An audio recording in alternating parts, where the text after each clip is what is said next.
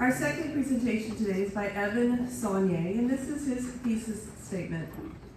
While the decline in birth rates in America has multiple causes, stronger religious practices and traditional family norms appear to be among the most consistent cultural factors associated with higher fertility and greater openness to family formation in the face of an increasingly secular society.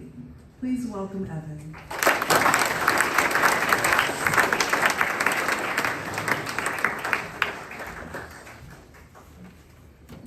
The world right now is facing a massive and ever-growing problem that is called the birth gap. By birth gap, I mean the demographic imbalance that occurs when a society has few too many children to replace the aging population, leading over time to fewer workers, elderly dependents, and eventual population decline. The deeper problem is that society may be losing the ability to welcome children, sustain families, and sacrifice for future generations. Since the 1960s, the birth rates have been on a constant downfall, and in recent decades, we have reached historic lows. Fertility rates, the number of children per every fertile woman, have been falling worldwide, many countries falling into depopulation and many on the cusp. A significant drop in birth rates recently began in 2007, and since then has only decreased more rapidly. Over the past 70 years, social expectations surrounding marriage, work, education, and family life have shifted significantly. In earlier generations, larger families were often shaped by higher infant mortality, agricultural labor needs, and different economic structures. In contemporary society, delayed marriage, delayed childbearing, urbanization, economic pressure, and wider access to contraception have all changed how families are formed. Expanded educational and professional opportunities have also contributed to later childbearing, which can reduce completed family size. These shifts do not have a single cause, but together they have changed the social conditions under which Americans marry and have children. The rate needed to sustain a society is 2.1 births per every woman. Countries worldwide have dipped way below this number, with America being at a birth rate of 1.6. We have not experienced real depopulation because of better healthcare, extending life expectancy, and population momentum, which keeps the population growing despite lower fertility. But this is only temporary. I will argue three things. First, America's birth rate decline is real and serious. Second, economics alone cannot explain or solve it. Third, religious practice and stable family life preserve the moral vision needed for openness to children. Openness to children means seeing children as gifts rather than obstacles, and being willing to receive family life as part of one's vocation rather than treating children merely as lifestyle choices. Replacement fertility is the average number of children per woman needed for a population to replace itself over time without immigration. In developed countries, this is usually about 2.1 children per woman. This means 2 to replace the parents and 0.1 to compensate for infertility, mortality, sex ratios, and other demographic realities. Many developed countries have already fallen way below this replacement rate. Japan, South Korea, China, and much of Europe show that what prolonged fertility can look like. Aging populations, shrinking workforces, and growing pressure on younger generations. Voluntary childlessness has become the norm for advanced economies around the world. Nicholas Everstadt calls our time a new era called the age of depopulation. Only this time, it is not a deadly disease borne by fleas, but choices made by people. The main problem being faced is the global diminishing of the desire to have children. Looking at the global birth rate according to the UN Population Division, the total fertility rate in 2015 was only half of what the global fertility rate was in 1965. Observers often say that the decline of births is due to the modernization of societies across the world. Researchers say that we could see extreme effects from this as soon as 2050, affecting the entire globe. With this spread of the global fertility rate decline, the workforce from ages 15 to 49 will significantly shrink because of the low number of individuals compared to the last generations. We see this already happening in South Korea. There are barely 1.2 working age people per every senior citizen. This will destroy economic growth and innovation because there are not enough people to fill job roles. The prosperity that we all desire will be harder to obtain not only personally, but all countries will not be able to prosper due to depopulation. Governments are not ready for this rapid change in the economy that will ensue, and will have to take measures to sustain society and to rebuild. The cost per person will be exponentially higher than what it is now, because the ratio from young to old will be greatly widened, meaning one person will have to pay for more than one individual's care. As societies age, they often face slower growth, greater elder care costs, and heavier burdens on a smaller working age population. Since 1960, the birth rate in America has been on a steady and fast decline. This decline has increased in the past decades, and the consequences of this will be seen in our own lifetime. From 1960 to 2002, the fertility rate in America has dropped a staggering 45%, and studies in recent years have found that this rate is still on a decline that will not cease. Greater participation in higher education and the workforce has coincided with delayed marriage and delayed childbearing in the United States. Because fertility declines with age, postponing childbearing can reduce the number of children a family is ultimately able to have. At the same time, urbanization, economic pressure, shifting social norms, changing views of marriage, and a generalized secularization of society have all contributed to lower fertility rates. By secularization, I mean not only fewer people attending church, but a broader cultural shift in which marriage, children, sacrifice, and family are no longer understood in relation to God or a larger spiritual purpose. These factors do not affect all families in the same way, but together they help explain why the United States has seen such a sustained decline. These cultural changes often coincide with later marriage, less stable family formation, and a lower likelihood of having children. Education, urban life, and professional opportunity do not have to oppose family. But when a culture loses a moral vision of marriage, children, and sacrifice, those goods can begin to compete with family rather than to serve it. The reason why people wait to have children could stem from many factors and beliefs that come from Western civilization. What is so alarming is that 1 in 7 couples are infertile by ages 30 to 34, and 1 out of every 4 couples are infertile at ages 40 to 44. Since female fertility is decreasing, it is much harder to produce. When couples wait to begin having children, they often end up having less or do not have any children at all. Some say that this problem we are facing is not just because women and men prioritize their own education or personal life, but they're just not deciding to have kids at all, having no desire to become a parent. As of now, any attempts by governments to combat these issues have shown to be largely ineffective. Birth rates are declining for many reasons, but economics alone cannot explain or solve the problem, because the deeper issue is whether a society still sees marriage, children, sacrifice, and family life as goods. Even countries with generous family policies have often struggled to restore birth rates, which suggests that economics matters, but it is not enough. Financial support can remove obstacles, but it itself cannot create a culture that desires marriage, children, permanence, and sacrifice. Social values have significantly changed where wealthy and highly individualistic countries adopt new values. Values with an emphasis on work and career success as a key source of meaning and value in life that directly compete with family goals.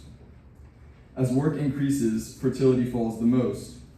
Where family is placed higher than work societally, people are encouraged to have children and are more persistent when facing obstacles such as the economy to having more children.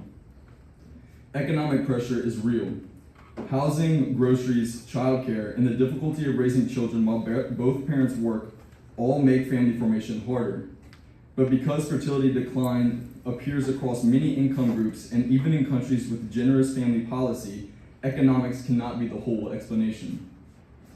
Studies comparing religiously affiliated and non-affiliated populations suggest that regular religious practice is associated with higher fertility intentions and, in many cases, higher completed fertility.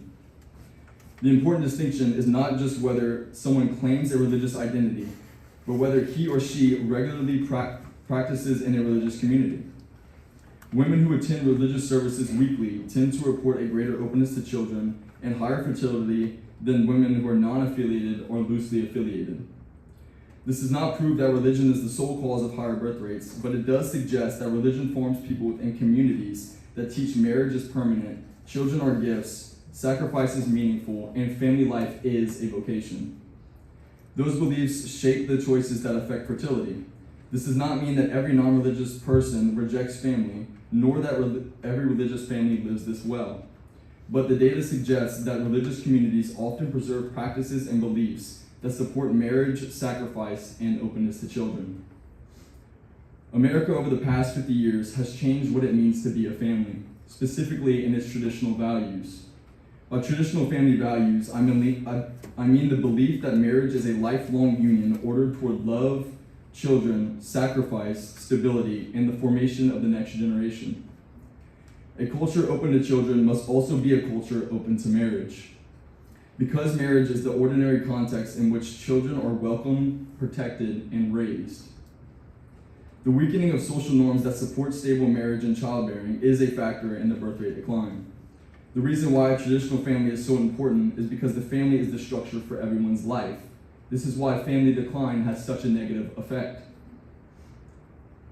By family decline, I mean the weakening of stable marriage and childbearing patterns. Fewer people marrying, later marriage, higher household instability, and reduced openness to children. Over the past 50 years, divorce has increased dramatically all over Western civilization. In 1970, 67% of Americans ages 25 to 49 lived with a spouse with at least one child under the age of 18. Today, that number is 37%. Over the same period, the share of Americans who have never married has almost doubled. As people are finding partners later in life, some find it harder to find a partner at all. Many people are no longer united under a basic moral code in accordance with God's plan for the family. From a Catholic view, the family is ordered towards lifelong love, sacrifice, responsibility, openness to children, care for the elderly, and the formation of the next generation. A society's view of unborn life also reflects its broader view of children, whether they are received as gifts or treated primarily as burdens, choices, or obstacles. If birth rates are to recover, one important area of renewal will be the rebuilding of stable marriages, stronger family life, and cultural support for raising children. Without stronger family formation, demographic and social pressures are likely to intensify. In addition to economic pressures, changing cultural understandings of marriage, parenthood, and family life have all affected how Americans form households and raise children. While these changes are interpreted differently across political and religious perspectives, they are relevant to any serious discussion of declining fertility because they influence when and whether people marry and have kids. For the purpose of this argument, the central concern is not to address every moral controversy in the modern family, but to show that the weakening marriage patterns and reduced openness to children are associated with lower birth rates. The family is the heart of society. The fruits of the family is what is needed for society to thrive because it is what produces its laborers, leaders, and providers. A renewed understanding of the family is one important way society can respond to the consequences of demographic decline. The birth gap is not merely a demographic statistic. It reflects a broader set of social, economic, and cultural developments that have changed how Americans view marriage, parenthood, and sacrifice. Delayed childbearing, economic strain, secularization, and weaker family formation have all contributed to lower fertility. These factors do not affect every household equally, but together they help explain the persistence of the trend. One significant concern is the decline of religious practice among younger adults, since regular religious participation appears to be associated with stronger family formation and higher fertility. Declining birth rates in America represent a serious demographic challenge with long-term social and economic consequences. The evidence suggests that this trend cannot be explained by a single cause. Economic pressure, delayed marriage and childbearing, secularization, and weaker patterns of family formation all appear to play a role. At the same time, the data considered suggests that stronger religious practice is associated with greater openness to marriage and children. For that reason, any serious response to declining fertility must not only address economics and policy, but also the cultural and moral vision that shapes how society understands marriage, children, and sacrifice. The answer is not panic, and it is not treating children as economic tools. The answer is to recover a culture where marriage is honored, children are welcomed as gifts, and sacrifice is seen as part of love. For Catholics, the response begins locally. Families can model joyful marriage, parishes can support young parents, and schools can form students to see marriage, sacrifice, and children as goods. Thank you.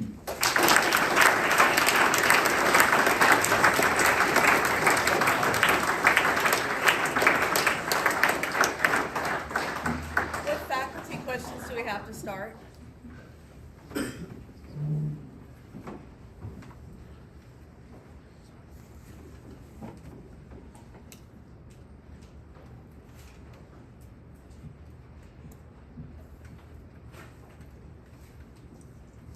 Mr. Gray?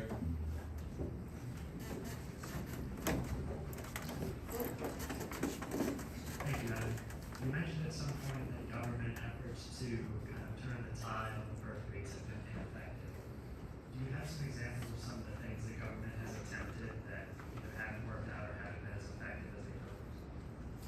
Yeah, so countries such as Norway, Finland, and Poland have all instituted family policies that try to help the birth rate to go up, but all of the policies that they have implemented have not have been insufficient in doing so. They've increased the birth rates a little bit, but over time, in the past decades, they've gone right back down and stayed decreasing.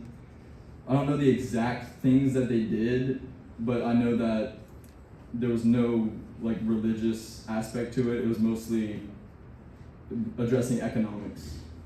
So some of those economics might have been like paid family leave or longer leaves, those kind of things. Yes. Thank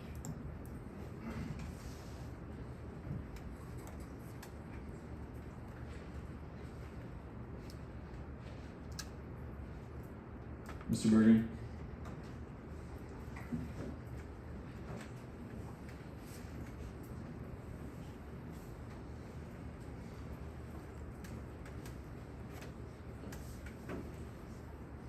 Thank you for your presentation. I was wondering if in your research you found countries that do have good birth rates, 2.1 or over, and what you think about what's going on in those countries that is influencing that birth rate. Like, are those countries more religious, or maybe there are other factors? Countries that have very high birth rates are Muslim countries. They have birth rates upwards to 8.9 births per woman. And that is just their religious practices often support childbearing. And countries such as Saharan Africa, which are very poor countries, but they have birth rates upward to 5 children per woman. But there are not many countries that are above this replacement rate.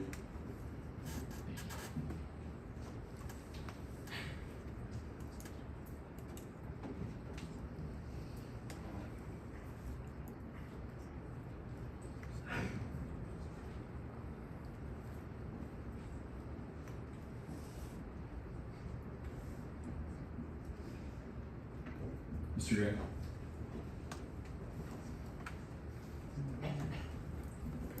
Thanks again. You mentioned the importance of sacrifice several times throughout your presentation. I'm just thinking about divorce rates and how sometimes one party gets blamed for another. And I wonder what your thoughts are about the ability for individual humans to sacrifice their own desires or their own feelings for the greater good. How might that ability to sacrifice relate to what you're talking about? I would say that having children is alone a very big sacrifice, and after you've had that child, their sacrifice doesn't stop. And as parents are going through things such as divorce, they should always think about the child and how important that is, and that marriage is very important for the child, and the family is very important for the child's formation. And so I would say, yes, they should sacrifice their own wants for the child. Thank you. A follow-up question. Is there anything or any of your time at school where you've recognized opportunities to sacrifice and kind of subvert your own wants for the greater good of the community around you?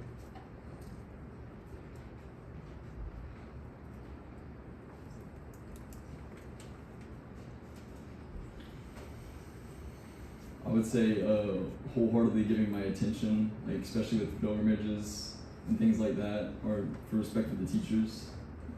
So yeah. Mr. Anderson.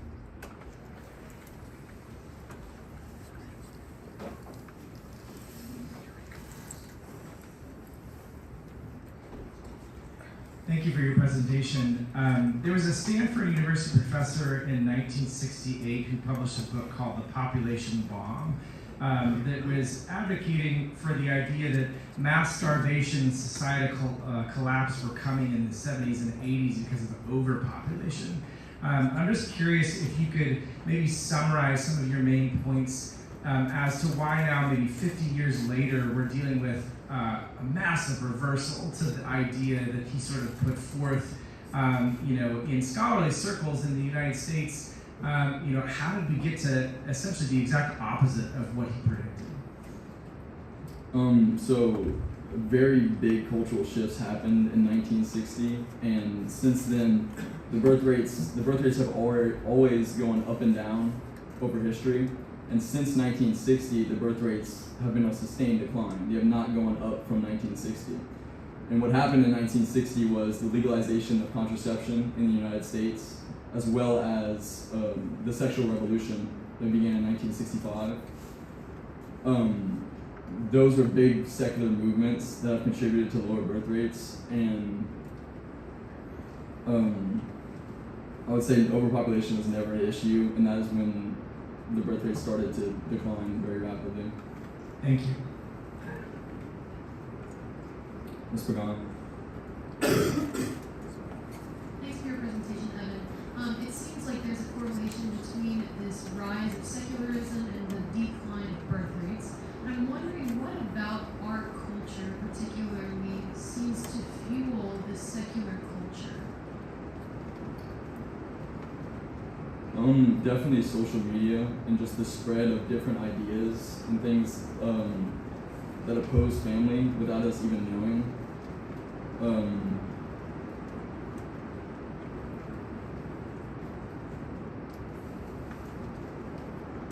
Yeah, that's what I would say. Thank you. Are there any senior questions? Jonah?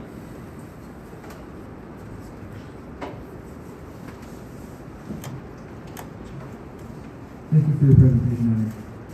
I was wondering, in a lot of these bigger, like negative declines in societal things, even like aspects of the body, there's a sort of feedback loop that happens where one bad habit will cause another, and then that bad habit will cause more of the same thing. It will kind of keep.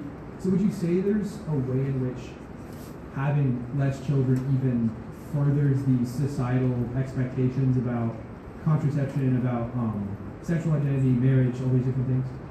Yes, I would definitely say that, and that the continuation of this just makes it worse and worse, and that the norms completely change when things like this happen. So people confine to what they see in society and around them. Thank you.